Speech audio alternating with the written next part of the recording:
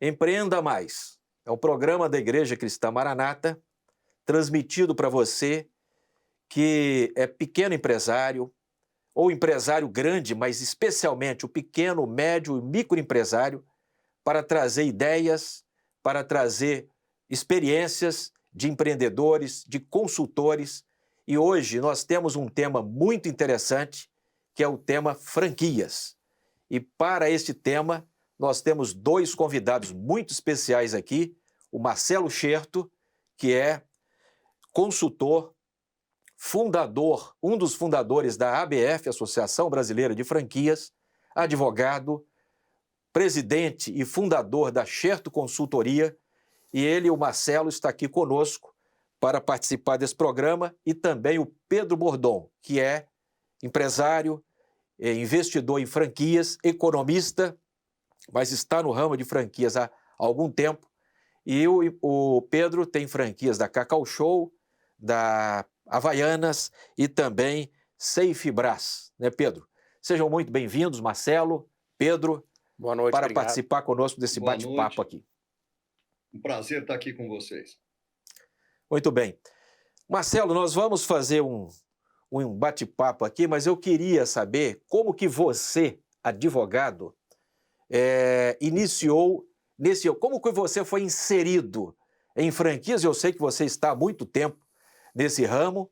Como que você foi inserido? Como você foi sugado aí para atuar no ramo de franquias? Conta para nós esta experiência. Depois o Pedro também vai falar dele. Olha, eu adoraria dizer que foi uma estratégia que eu montei, que eu criei. Não foi o acaso, o divino, alguma coisa colocou no meu caminho a franquia aí, né? Certo. Porque eu quando era garoto, na minha família todo mundo é advogado. Eu sou a quinta ou sexta geração de advogado na família. Depois de mim já tenho sobrinhos netos, etc. Todo mundo advogado. Então, era uma coisa que nem se questionava que faculdade você ia cursar. Era meio assim, chegou na hora de fazer vestibular, você ia fazer para direito. Mas a minha paixão, desde que eu descobri que existia alguma coisa chamada marketing, minha paixão era essa, era o marketing. Eu lia tudo que me caía na mão sobre marketing, sobre publicidade, e era muito pouca coisa naquela época. Havia muito poucos livros traduzidos, lia alguns em inglês, mas não eram tantos assim. Era um tema que naquela altura ainda não despertava a atenção de todo mundo aí, né? Então eu lia muito, minha paixão era marketing, mas eu acabei indo estudar direito. E quando terminei a faculdade, aliás, quando estava no terceiro ano da faculdade, comecei a pleitear uma bolsa de estudos para ir fazer um mestrado na Universidade de Nova York, e acabei conseguindo essa bolsa de estudos.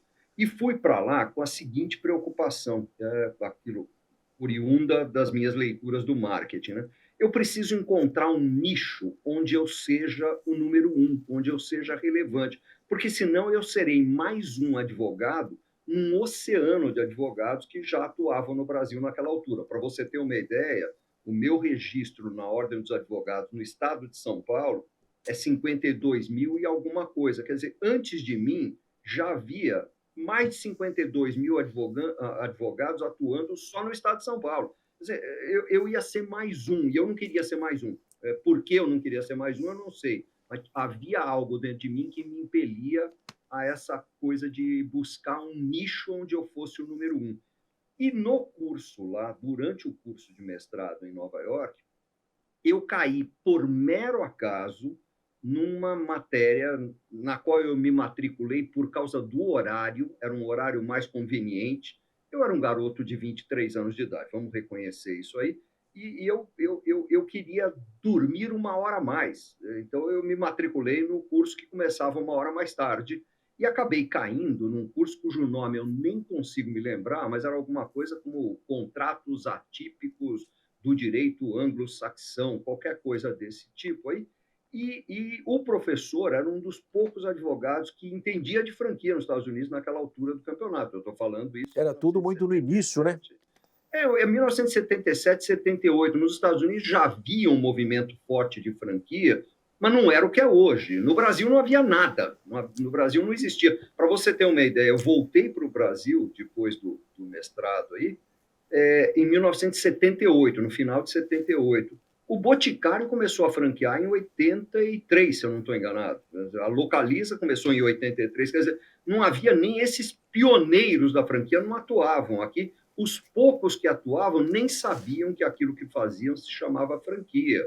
Era simplesmente uma forma que lhe parecia interessante de replicar o negócio, deixando que alguém usasse a marca e o know-how para implantar um negócio igual àquele que o franqueador tinha criado, né? Tinha um IASIS, um CCAA nessa altura, já operavam, mas nenhum deles sabia que aquilo que estava fazendo se chamava franquia, né? Então, eu voltei para cá com esperança, com a intenção de ser o primeiro advogado especializado em franquia, mas não existia cliente, porque pouca Entendi. gente fazia franquia no Brasil. Então, eu acabei criando uma empresa de consultoria e depois acabei criando, junto com outros, a ABF, para estimular o mercado de franquia com o tortuoso raciocínio de que isso geraria clientes para o meu escritório de advocacia. Escrever livros também, né?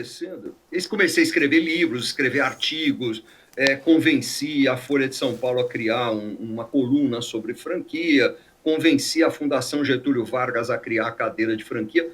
Isso tudo foi acontecendo com a minha esperança de ter mais clientes no meu escritório de advocacia. E o que o destino fez foi me afastar da advocacia e me fez me apaixonar pelo lado da consultoria muito mais, que é muito mais divertido, vamos reconhecer. Ah, assim. sim, com certeza. Eu tenho o maior respeito por advogados, mas é muito mais divertido participar da criação de negócios do zero e ver uma empresa pequenininha, você criar a estratégia pela qual ela vira uma grande empresa.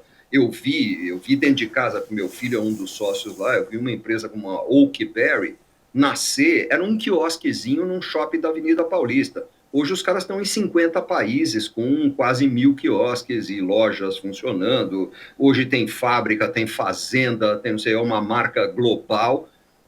Eu vi esse negócio nascer do nada e ajudei um pouquinho a se transformar nesse monstro que acabou virando. Então, isso é muito mais divertido, isso é muito mais envolvente. Eu, aos poucos, fui me afastando da advocacia. Hoje eu digo que eu não sou advogado, eu sou de prendas jurídicas, porque realmente não me vejo como... Eu tenho muita dificuldade de pensar como advogado, né? Porque o advogado tem que pensar sempre no que pode dar errado, e eu tenho a tendência de pensar no que pode dar certo. Muito bom. Então, Marcelo, foi basicamente isso. Desculpe me estender tanto. não, não, ótimo a sua introdução aí, a bagagem, né? Até para que cada telespectador que está nos ouvindo e nos assistindo, ele possa saber quem é o Marcelo Scherto. Eu me identifico muito com essa experiência sua, até porque eu também sou advogado, não atuante, e gosto muito de franquia e de empreendimento, também como você. Me identifico muito. Mas vamos aqui ouvir um pouco o Pedro. Pedro é economista, Marcelo. E Pedro é economista, veio do mercado financeiro, né? Já conheço o Pedro há algum tempo. E ele acabou entrando para as franquias. O que te fez entrar para a franquia, Pedro? O que te chamou a atenção?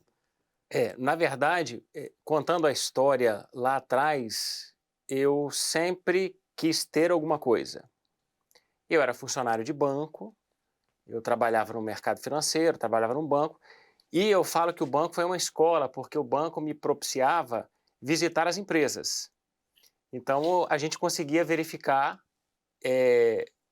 a empresa, eu conseguia olhar se a empresa, o que ela tinha de ponto bom, o que ela tinha de ruim. Então, eu fui trazendo aquilo e fui tomando gosto e realmente entendi que eu queria ter algo meu.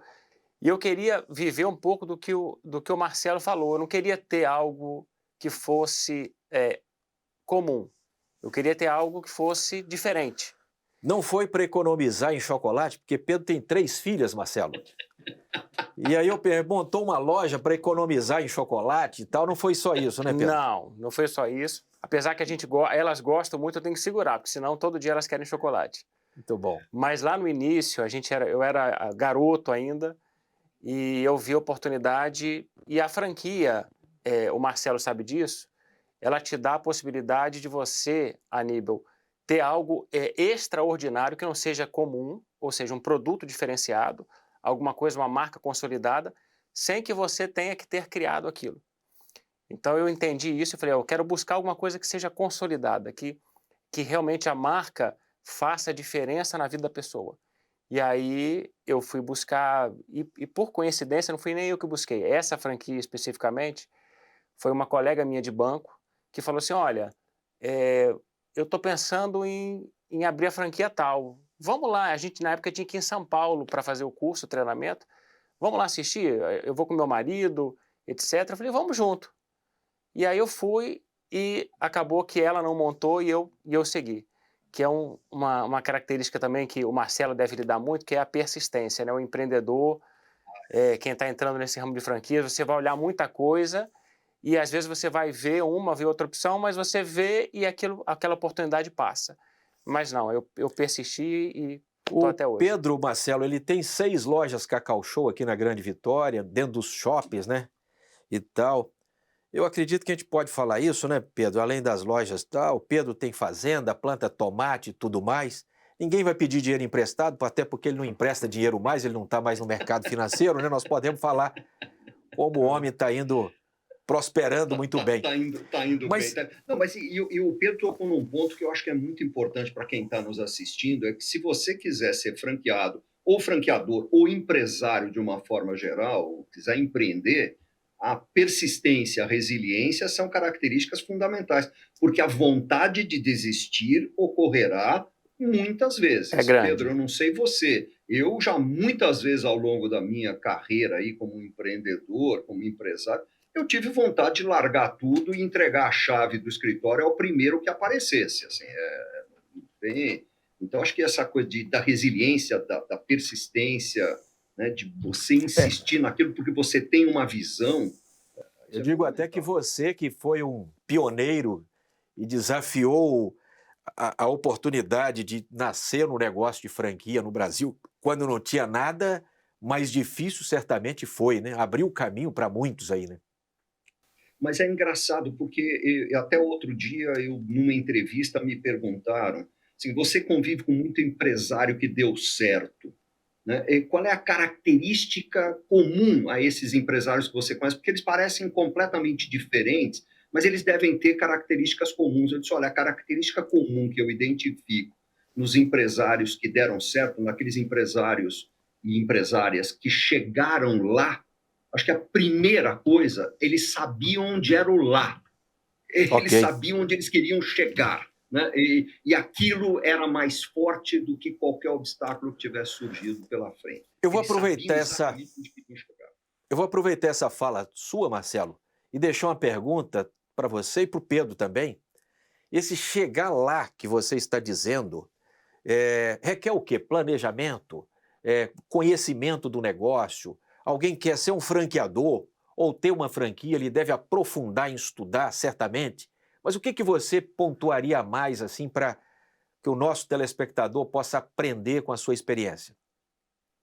Na minha visão, e eu gostaria muito de ouvir o Pedro aí a respeito, mas na minha visão, planejamento é fundamental, estudar, se cercar de pessoas que entendam daquele assunto e se informar, fazer cursos, ler, contratar profissionais gabaritados, etc. Tudo isso é fundamental, mas eu vejo isso como o segundo passo. O primeiro passo, na minha visão, é ter uma visão, é saber aonde você quer chegar, o que você quer fazer, porque depois você vai estudar para chegar onde você quer chegar. Você vai planejar para chegar onde você quer chegar. Mas a primeira coisa é muito interessante, que outro dia eu estava numa palestra de um italiano aí, e ele disse o seguinte, olha, se a gente partir do pressuposto, perguntou para os outros painelistas que estavam com ele, se a gente partir do pressuposto seguinte, a tecnologia para fazer o que cada um de vocês quer existe, tá aí, vamos partir desse pressuposto. Os recursos financeiros, humanos existem.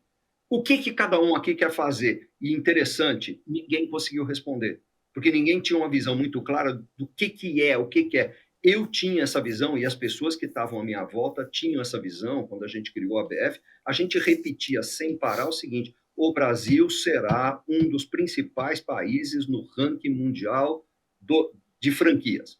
O Brasil está... E a gente dizia isso quando não existia nada, e falavam para nós que nós éramos uns idiotas, que nós éramos uns tontos, que nós não tínhamos noção do que estávamos falando, Mas a gente tinha essa visão, e acho que É o interessante. resto veio como consequência. E o Brasil é um país de extensão continental, né, com muitas oportunidades e por aí vai. Mas, Pedro, assim, a gente sabe, pelos números, e Marcelo pode falar muito bem sobre isso, claro, é que o mercado, a franquia em si, ela traz mais segurança. A mortalidade de empresas, sendo de rede de franquias, é muito menor por conta da experiência transmitida, dos cuidados que o franqueador tem.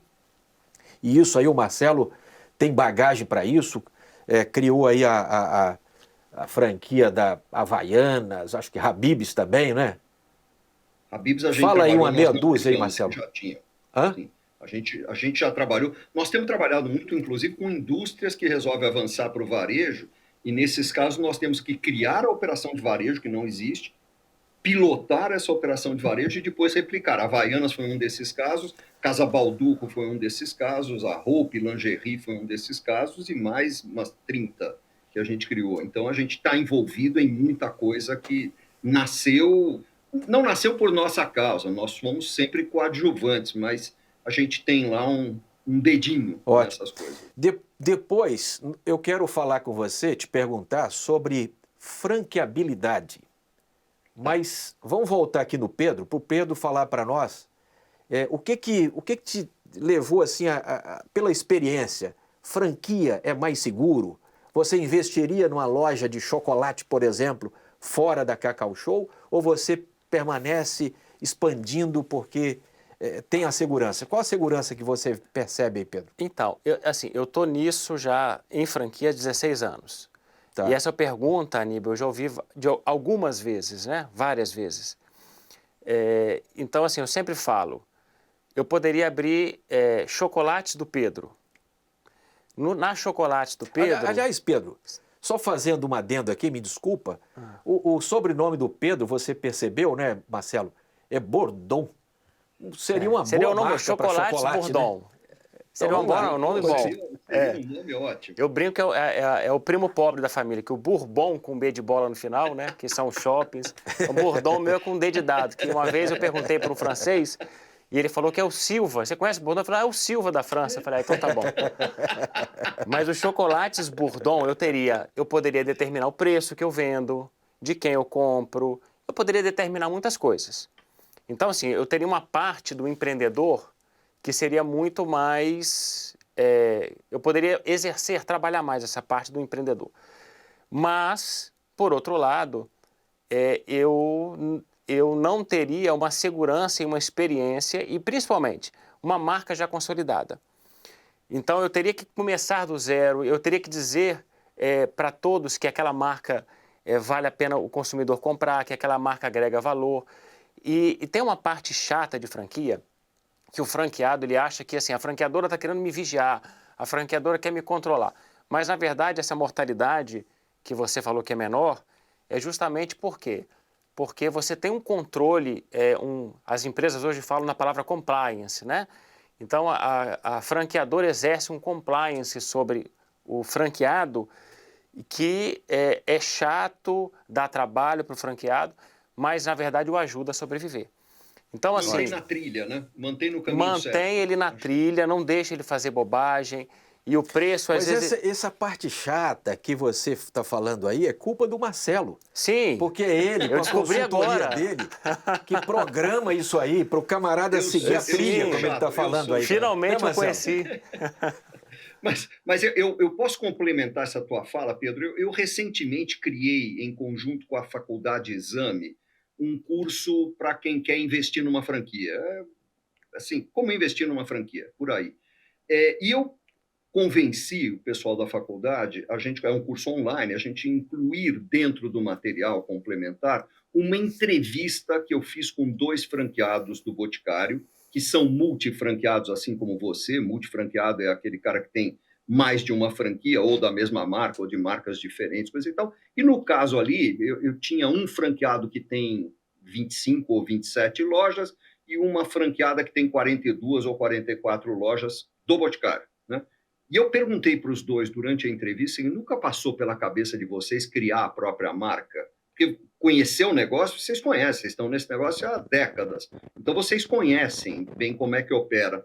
E os dois me responderam a mesma coisa, dizendo o seguinte, olha, nós realmente entendemos do negócio, nós entendemos de operação de loja. Nenhum de nós sabe formular produto, É isso mesmo. nenhum de nós sabe fabricar produto, Perfeito. nenhum de nós entende de logística, nenhum de nós é capaz de montar uma campanha de marketing efetiva que divulgue a marca. Então, o que nós somos, no que nós somos bons? Somos bons operadores de loja. E aí, sinceramente, os dois disseram, sem arrogância nenhuma, nós somos melhores do que o Boticário para operar a loja. Isso interessante. Sim, contratar a equipe, treinar a equipe, motivar a equipe, orientar, criar metas, saber comprar. Porque ela me disse, olha, eu tenho lojas próximas uma da outra, com a mesma marca, mesma linha de produtos, uma vende muito um determinado produto e a outra, que está a 300 metros dali, não vende nada daquele produto. E eu sei por quê. Então, assim, eu entendo, eu sei fazer compras para a minha loja, eu sei operar a loja, eu não quero me meter do outro lado. Marcelo, eu acho que se eu fizer a minha parte bem e o Boticário fizer bem a parte dele, juntos nós somos imbatíveis. Eu acho que por aí tem um bom caminho para. Marcelo, pelo que você está falando, é um casamento, de uma certa forma, perfeito, que é um entende do negócio, estuda, busca consultoria para auxiliar, e quem está lá na ponta é aquele que... E certamente deve ter uma interação muito grande, né, Pedro? Sim. Marcelo, muito grande. Uma interação muito grande como... de levar... Pedro, por exemplo, faz parte do conselho de franqueados da Cacau Show, né? Sim. Deve levar algumas ideias lá para o Alexandre, o pessoal lá da... E o Pedro certamente poderá ser testemunha disso. Assim, como todo relacionamento de longo prazo, não é sempre fácil. Tem momentos de conflito. Sem dúvida. Certamente. Mas se eu tenho conflitos com a minha mulher, tenho conflito com meus filhos, tenho conflito com os meus sócios, eu tenho a mesma empregada em casa há 35 anos. Não é todo dia que a relação está boa, né? Mas isso a gente tem que olhar, é o longo prazo. A gente não tem que olhar para o hoje, a gente tem que olhar o filme, não a foto, né? Pedro, acho que eu gostaria de ouvir você. Mas tem uma coisa importante, Aníbal, que o Marcelo falou, que é, assim, muita gente acha que vai entrar para o ramo de franquias, ele acha que precisa ser um grande empreendedor. Ok. Isso é importante, hein? Você Muito pode importante. ser um bom empreendedor e você pode empreender dentro da franquia. Por exemplo, tem uma franqueada numa franquia que ela criou nichos dentro da franquia diferentes de vendas fora da loja, usando a veia empreendedora dela. Mas o que você precisa ter para você ter sucesso numa franquia, eu acho que mais do que ser empreendedor, é ser um bom executor, Marcelo. Não sei se seria a palavra correta. Por quê? Concordo plenamente. É ser aquele que executa o que foi definido pelo outro, né? E o que não impede você de exercer alguma criatividade. Exatamente. Até porque tem um exemplo clássico na história do franchising. O Big Mac, que é o produto de maior sucesso do McDonald's, não foi inventado pelo McDonald's, foi criado por um franqueado. Né? Interessante, e tem milhões de outros exemplos, mas esse acho que é o exemplo mais icônico. Mas ele teve que pedir autorização para o McDonald's para adotar aquele produto, e o McDonald's disse, olha, tá bom, eu concordo, mas eu vou jogar na rede inteira. Você vai ser reconhecido como criador, está aí em todos os livros, etc, etc, mas esse produto passa a ser da rede e não só seu. É interessante. Porque a gente precisa de uniformidade. Então, existe sim essa possibilidade, você como membro do conselho deve sugerir muita coisa, deve levar muita provocação, né? Ô, Marcelo, eu acho que o Alexandre Costa cresceu por causa do Pedro lá no conselho. O Alexandre... Olha, uma coisa eu tenho certeza, se o Pedro faz parte do conselho, ele contribuiu, de alguma maneira, ele contribuiu para a melhoria, para o aprimoramento daquele sistema, seja sugerindo um produto novo, um processo novo, uma nova forma de expor produtos, alguma coisa pode estar certo que o Pedro tem o dedo dele lá. Né? Marcelo, eu tenho certeza disso. Marcelo e Pedro, olha, nós estamos chegando aqui ao final desse primeiro episódio. Tão rápido assim? Pois passa muito rápido, né? Eu sabia que a conversa contigo ela fluiria com muito benefício, inclusive, para aquele que está aí nos assistindo. Mas nós precisamos encerrar esse episódio e prometemos que continuaremos esse papo aqui, essa conversa que traz tantos ensinamentos, né, insights aí para você que quer empreender em franquias, com o Pedro e com o Marcelo. Agradeço a vocês a participação, né, Marcelo, que tirou lá o tempo dele na agenda tão apertada. Quando eu falei com ele do programa, ele estava lá na Europa, né, Marcelo, semana passada. Não, mas eu vou chegar aí, eu participo online e tal, e está aqui conosco. Mas encerrando aqui, Marcelo, eu quero deixar um texto da Palavra de Deus, ok? Eu vou ler um texto aqui que está em Eclesiastes, no capítulo 9, versículo 10, que nos diz assim: tudo quanto te vier à mão para fazer, faze-o conforme as tuas forças, porque na sepultura, para onde tu vais, não há obra, nem indústria, nem ciência, nem sabedoria alguma. Então, Deus aqui está dizendo, faça aquilo que vem à mão. Você fez, tem feito, o Pedro tem feito, esperamos que cada um que está nos ouvindo também possa fazer. Marcelo, até logo, continuaremos para o próximo programa. Uma honra, e vamos continuar. Ótimo. E o Pedro também, agradecemos a vocês e a você, continue conosco na nossa programação e também no próximo programa Empreenda Mais. Um abraço a todos.